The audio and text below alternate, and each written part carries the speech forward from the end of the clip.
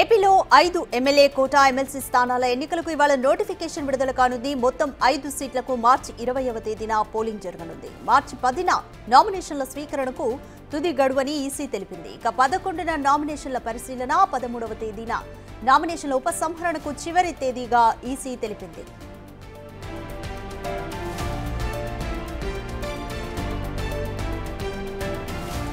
ఇక 5 MLA quota MLC స్థానాలకు కూటమి నేతల నుంచి గట్టి పోటీ ఉంది. ఇందులో జనసేన, బీజేపీకి ఒక్కో సీటు దక్కే అవకాశం ఉందని ప్రచారం జరుగుతుంది. మరోవైపు టీడీపీ నేతలు కూడా ఎమ్మెల్సీ స్థానాల కోసం గట్టిగానే ప్రయత్నిస్తున్నారు.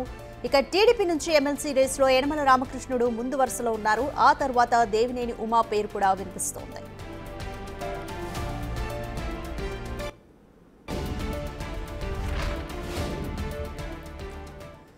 మోర్ డీటెయిల్స్ అందించడానికి మా ప్రతినిధి శివ అందుబాటులో ఉన్నారు. శివ, ఏపీలో 5 ఎమ్మెల్యే కోటా ఎమ్మెల్సీ స్థానాల ఎన్నికలకు ఈరోజు నోటిఫికేషన్ రిలీజ్ కానుంది. అయితే పార్టీల మధ్య పోటీ ఏ విధంగా ఉంది, అలాగే సీట్ల పంపిణీ కూడా ఏ విధంగా ఉండబోతుంది అనుకోవచ్చు?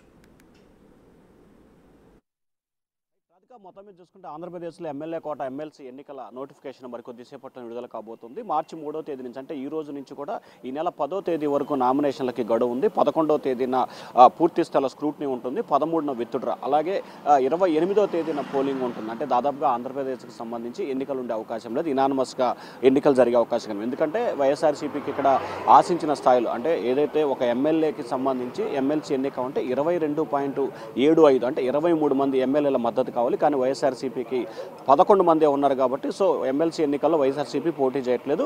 5కు 5 స్థానాలు కూటమి ప్రభుత్వమే కైవసం చేసుకునే అవకాశం కనిపిస్తోంది.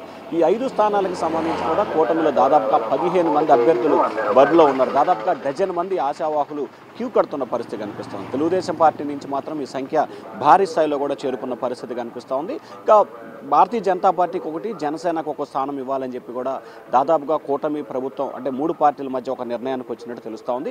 భారతీయ జనతా పార్టీకి సంబంధించి ఉత్తరాంధ్ర నుంచి ఎమ్మెల్సీ మాధవ్కి, అంటే మాజీ ఎమ్మెల్సీ మాధవ్కి ఇవ్వాలని చెప్పి కూడా ఆ పార్టీ దాదాపుగా ఒక నిర్ణయం తీసుకుంది. ఇక జనసేన కోటాకి సంబంధించి కూడా ఎమ్మెల్సీ సంబంధించి కూడా ఏదైతే ప్రస్తుతం నాగబాబు ఉన్నాడో నాగబాబుకి ఇవ్వాలని చెప్పి కూడా నిర్ణయం తీసుకున్నారు. ఇప్పటికే ఆయనకి ఎమ్మెల్సీ ఇచ్చి మంత్రిని చేయాలని చెప్పి కూడా కూటమి ప్రభుత్వం నిర్ణయం తీసుకుంది. ఇదే అంశాన్ని చంద్రబాబు టీడీపీ అధికారిక లెటర్ ప్యాడ్ నుంచి కూడా గతంలో విడుదల చేశారు. ఇక 3 స్థానాలు తెలుగుదేశం పార్టీకి వస్తున్న నేపథ్యంలో దీంట్లో ఎస్సీ, ఎస్టీ, బీసీ అగ్రవర్ణాలకు సంబంధించి కులాల ప్రాముఖ్యత వైడిగా ఇవ్వాలని చెప్పి చంద్రబాబు ఆలోచన చేస్తూ ఉన్నారు.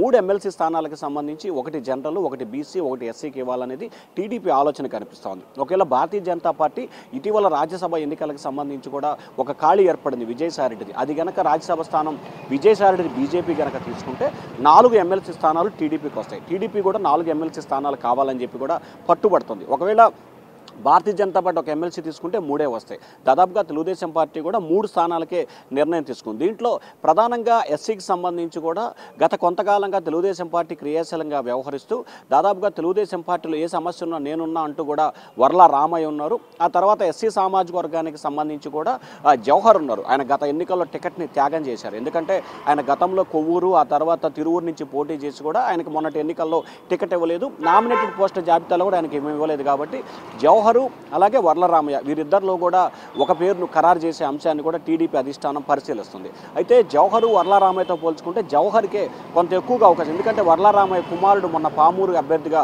ఎన్నికల్లో పోటీ చేసి గెలుపొందారు.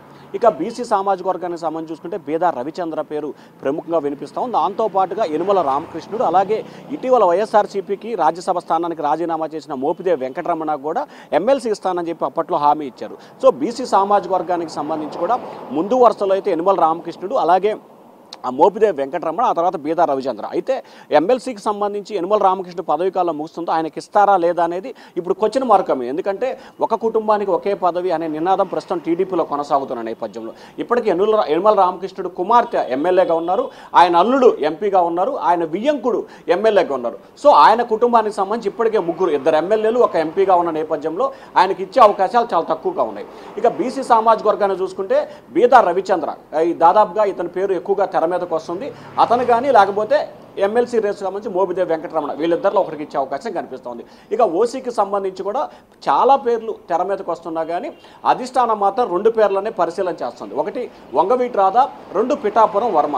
వీరిద్దరిలో ఒకరికి ఇచ్చే అవకాశాలు కనిపిస్తున్నాయి. అయితే పిఠాపురం వర్మకి సంబంధించి పవన్ కళ్యాణ్ కోసం సీటు త్యాగం చేశాడు కాబట్టి ఆయనకి ఇవ్వాలని ఒక ప్రపోజల్. అలాగే వంగవీటి రాధా విషయంలో 2019లో వైఎస్ఆర్సీపీ వదిలిపెట్టి టీడీపీలో చేరారు. అప్పట్లోనే ఎమ్మెల్సీ చేస్తానని చెప్పి చంద్రబాబు హామీ ఇచ్చారు, మంత్రి పదవి కూడా ఇస్తానని చెప్పి చంద్రబాబు హామీ ఇచ్చారు. ఇటీవల రాజ్యసభ జాబితాలో ఆయన పేరు లేకపోతే అలిగారు. చంద్రబాబు పిలిచి కూడా ఆయన బుజ్జగించే ప్రయత్నం చేశారు. సో ఈ నేపథ్యంలో 3 ఎమ్మెల్సీ స్థానాలకు సంబంధించి దాదాపుగా డజన్ మంది అభ్యర్థులు పోటీలో ఉన్నారు. ఎవరు అదృష్టవంతులు అనేది ఇవాళ రేపట్లో తెలిసే అవకాశం కనిపిస్తా ఉంది. రాధిక. Thank you Shiva.